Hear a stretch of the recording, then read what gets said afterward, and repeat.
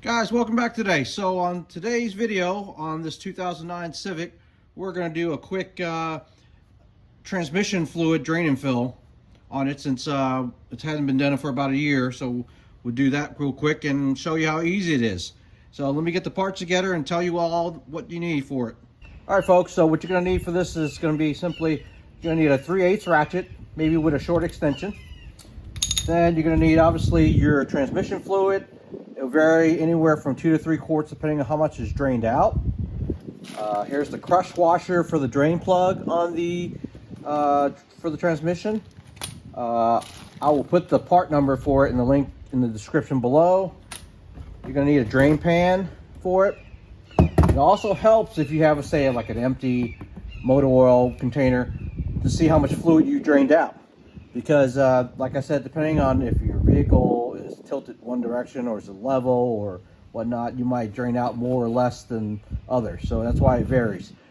This would help tell you how much you need to put back in once you're done draining it. And obviously you're going to need a jack to jack up the vehicle, a couple of jack stands to get it safe. Let's get that rolling. I'll be right back. Okay, folks, so now we have the vehicle securely jacked up on jack stands. It gives us a little more room to crawl underneath the vehicle to drain out the transmission fluid. So next we're going to go underneath the vehicle and show you where I'm going to drain it from. So I'll be right back. All right, folks, so now I'm underneath the vehicle. So this is pointing towards the front of the vehicle. This is the belt side. This is the transmission side. So this is the driver's side, and this side is going to be the passenger side. So here's your transmission. So we're just simply going to take that 3/8 ratchet and remove this bolt right here, the strain bolt, and then the fluid will drain out. So simply just with sticking, you don't need a socket or any of that sort. Like I said, just take the ratchet and with the little extension, that'll give you a little more distance. So let me get that set up and I'll be right back. All right, folks, so now that you get your drain pan underneath, simply just put the ratchet in like so, and then loosen it up. Now that it's loose, what we're going to do is we're going to pull the drain. You don't need the ratchet, just use the extension, so that way you don't get all the fluid all over your hands. We're going to start draining it out. I'll be right back.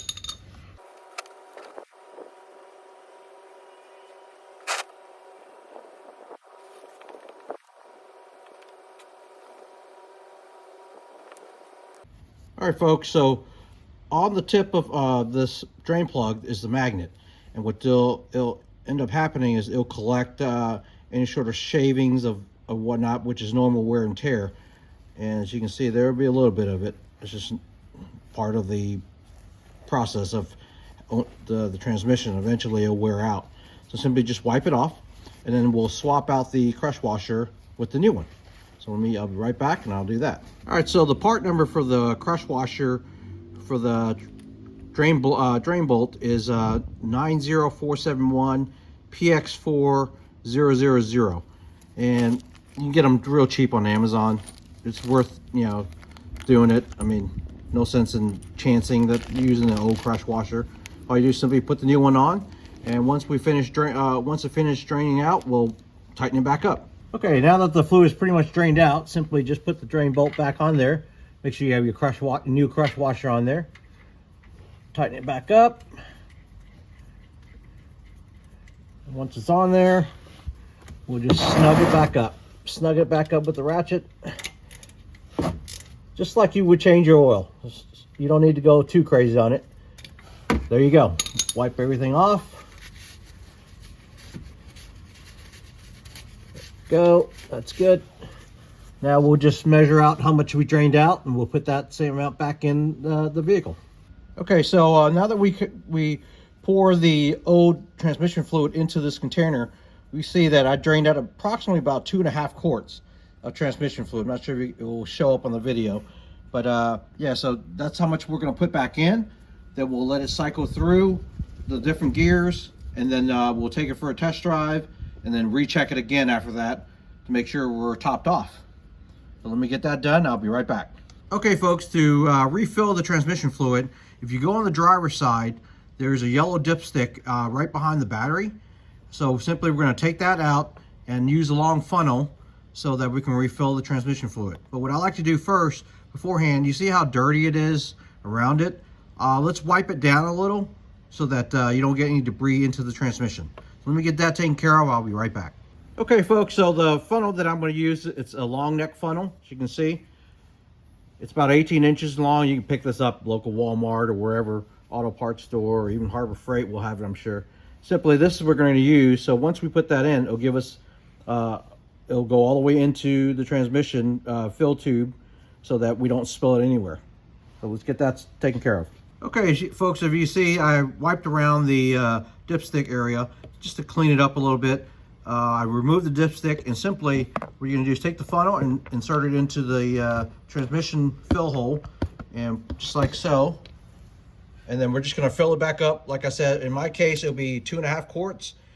For you, when you drain it out, it could be a little more, it could be a little less. So, like I said, that's why it's important to have that jug to know how much fluid that was drained out of the transmission. So let me get that taken care of and get my transmission fluid and filled up, and I'll be right back.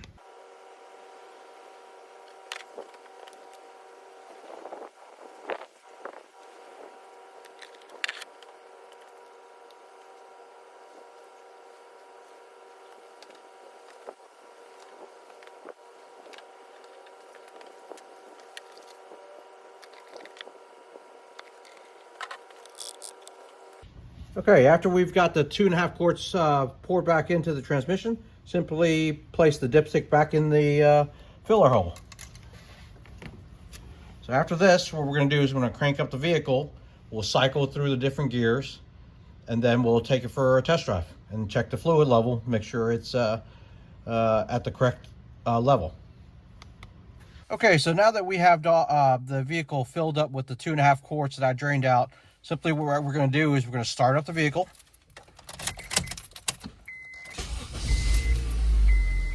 And what we'll do, or I'll leave my parking brake on, I'm just going to go cycle through all the gears a couple times, and then we'll take it for a test drive.